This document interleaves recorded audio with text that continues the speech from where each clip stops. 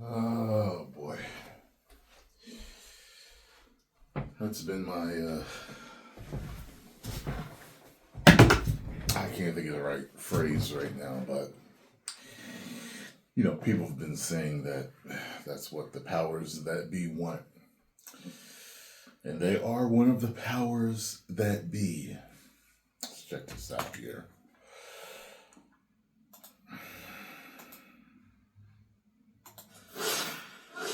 Well, a new Pentagon report says that China is rapidly expanding its nuclear arsenal, nearly tripling it under the Biden administration.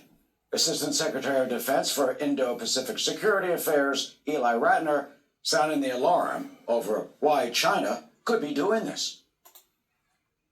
Expansion of China's nuclear program raises the question of what are all these nuclear weapons for? And They haven't answered that question. Why are they doing this? Well, Beijing's move comes as also is deepening. They haven't, or they won't answer the question.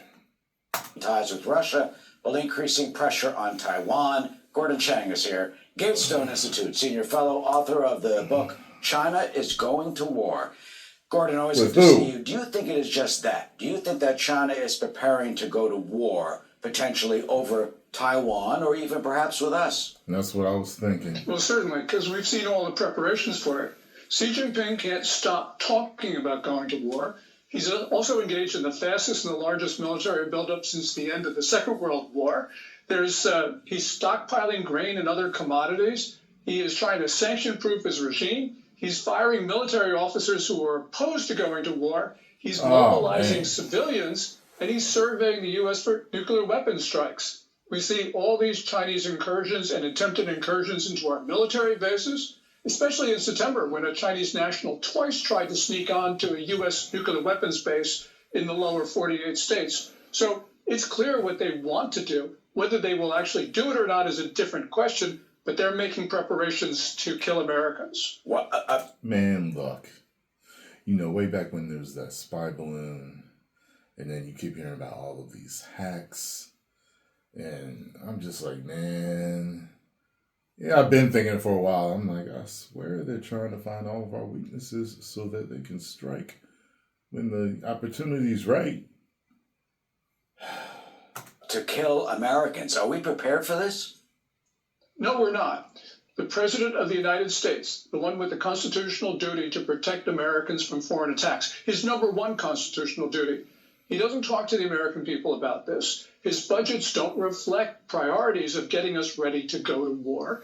And unfortunately, we have American people who think they're at peace. But yeah, we're at peace right now, but could be on the edge of conflict. How will President-elect Trump differ than the current policy? I don't know. We're going to find out. I think that we're going to see more money for the military. We're going to also see an emphasis on war-fighting capacity, as opposed to, for instance, DEI and other things that the Pentagon has been pushing. But we will see how he looks at this. And his first budget is going to tell us quite a lot about it. If you were to advise President Trump, what would you say? What would you say to him in terms of what type of policies the U.S. should follow in order to try and blunt Beijing? First thing is he needs to talk to the American people. He needs to talk to the American people about how dangerous the situation is. That's not really his style.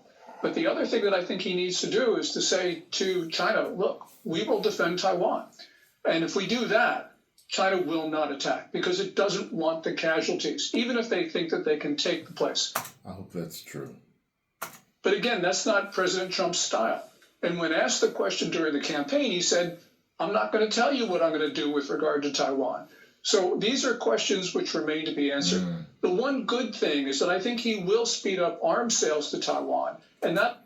So is that because he doesn't want to show his hand, or that's what I'm thinking?